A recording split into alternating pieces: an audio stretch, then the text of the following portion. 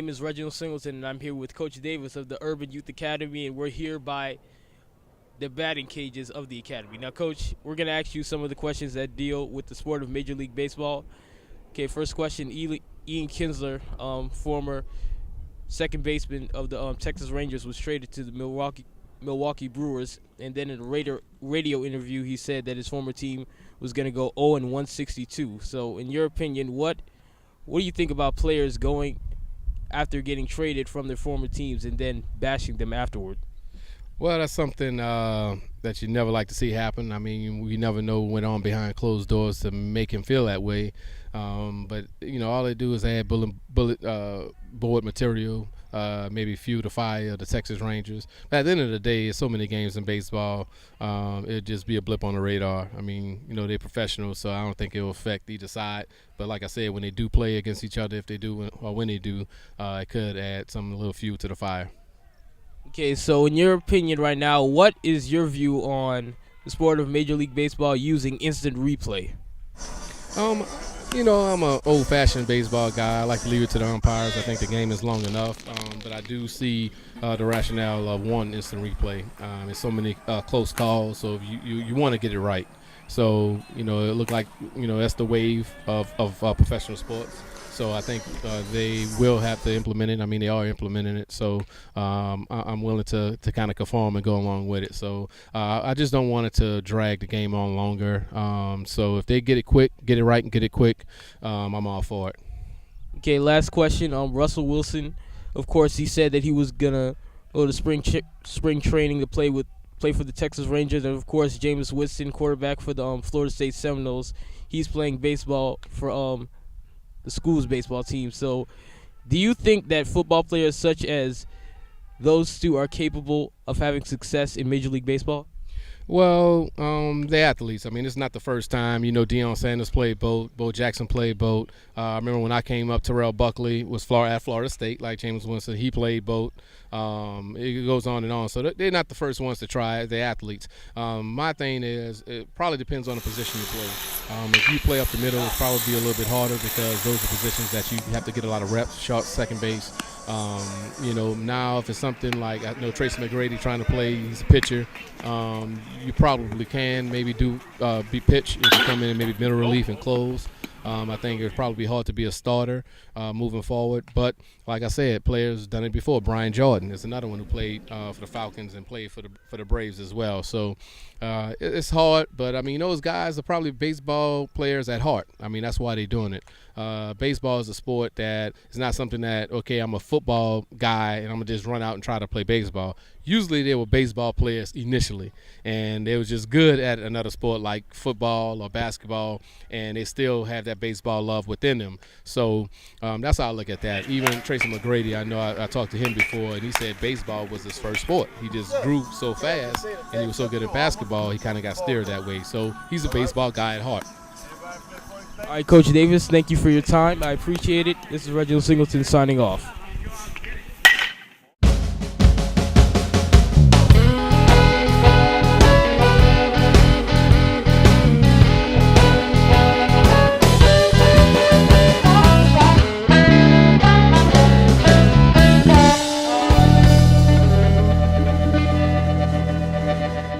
James, and I'm here today with Tiffany Doss. How you doing, Tiffany? I'm doing good. Okay, I heard your team had a big victory over Warren Easton yesterday. Yes. How was the game? It was wonderful. We came out very positive about the game and everything. We came out as if we were supposed to win, knowing that we had a lot of practice the day before and everything, and knowing that we have a strong team and we still have to build it. Okay, many of your players practice here at the Urban Youth Academy. Yes. How has your training helped you play on a high school level? It's helping a lot, actually. The things that we didn't know, now we know from the people that's helping us, the men and everything. And everything else is just a lot of things that they're teaching us. And it's helping because, we practice hard on the field and we practice hard in the game. We practice harder at practice and everything. People motivate us on the sidelines and everything. Okay, how can you build off of yesterday's victory? Well, the errors that we made, we can practice harder at practice like today that we're doing. The more communicating with each other and working harder as a team. All right, thank you, Ms. Doss, for your time. My name is Gerald James, signing off. zone as long as possible until you make contact through the zone. All right. So what you want to do is to stay strong on the ball in a nice athletic stance, right? I may be 6'1" or 6 feet. But when I approach the ball, I need to get the bat in the zone with the ball. All right. That needs to be here, flat. All right. You need to be at this point, coming around through the zone. All right. This is so instead of swinging and coming down on the ball, you see your bat. Come here.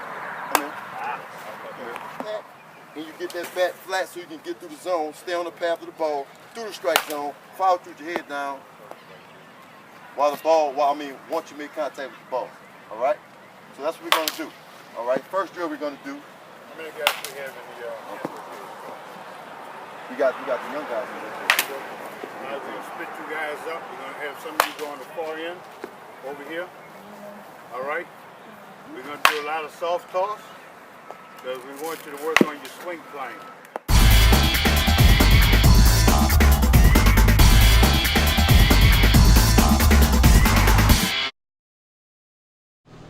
Hi, my name is Reginald Singleton, and I'm here with Carlos Kelly of the UIA Academy, and we're here at the indoor batting cages. Now, Carlos, you've been at the UIA Academy for 1 whole year. Tell me, how has all this training helped your high school baseball career?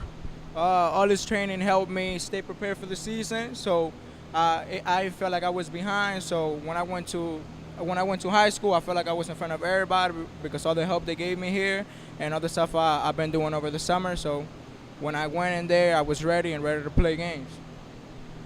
Okay, we'll get you out of here on this. Now, we know you're a senior and you go to Helen Cox.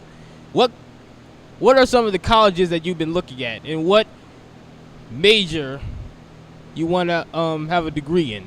Well, I'm looking into any college. I prefer to stay in the state, but I was looking into Alcorn and Southern, but I go to any university that wants me out there to play, and when I go to college, I want to study mechanical engineering. All right, I'm Reginald Singleton. And this is Carlos Kelly. Esto un saludo para mi gente de República Dominicana. Tranquilo, ustedes saben que lo que es representando, siempre positivo. I'm out.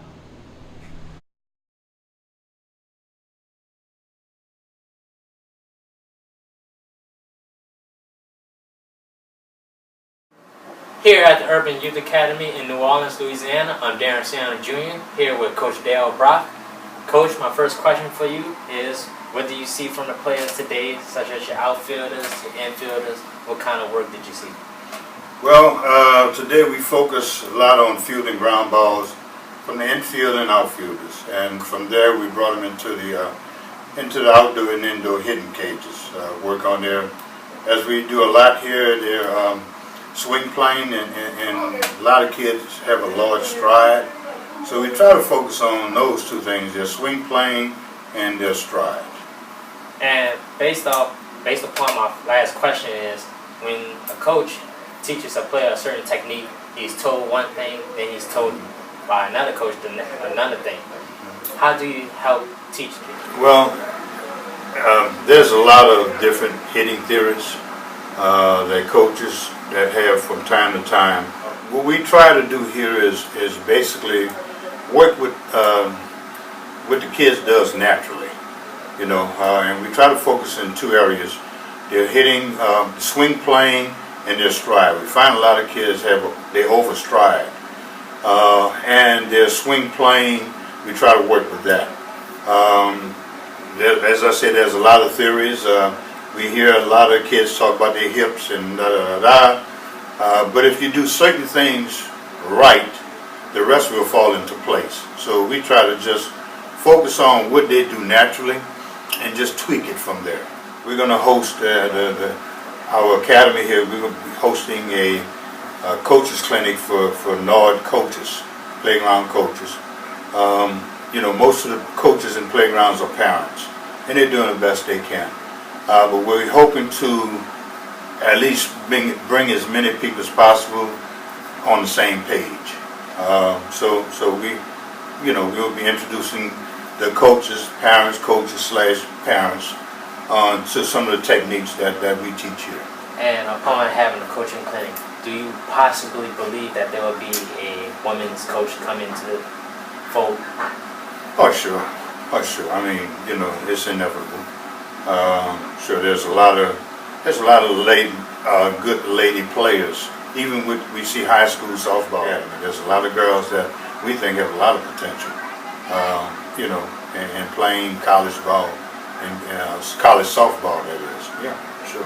Thank you, Coach Brock, for your time. All right, good. I'm Darren Sandler here at the Urban Youth Academy. Thank you.